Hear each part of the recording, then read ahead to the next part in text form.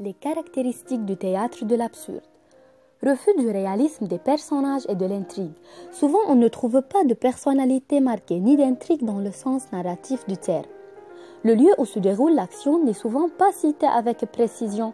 Dans En attendant Godot, on sait que l'action se déroule dans une route à la campagne. Le temps est lui-même tourné à l'absurde, pas de précision. Volonté de créer un spectacle total, utilisation de mimes, de clowns, d'un maximum d'éléments visuels, souci du détail dans la mise en scène, jeu de lumière, son. La toile de fond de l'action est souvent la satire de la bourgeoisie, de son langage figé et de son petit esprit. La scène se déroule souvent dans un climat de catastrophe, mais le comique s'y mêle pour dépasser l'absurde. Le langage mis en scène n'est plus un moyen de communication, mais exprime le vide, de l'incohérence et représente la vie, laquelle est elle-même ridicule. Volonté de dresser un tableau de la condition humaine prise dans son absurdité.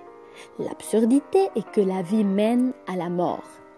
L'absurde n'y est pas démontré, mais simplement mis en scène, c'est un spectateur qu'il revient de comprendre grâce au geste. Par ses essais, le nouveau théâtre s'adresse aux intellectuels. L'absurde fait rire au premier abord, mais c'est un rire angoissant. Ce n'est qu'après réflexion que l'on se rend compte d'un malaise qui est dénoncé. Merci.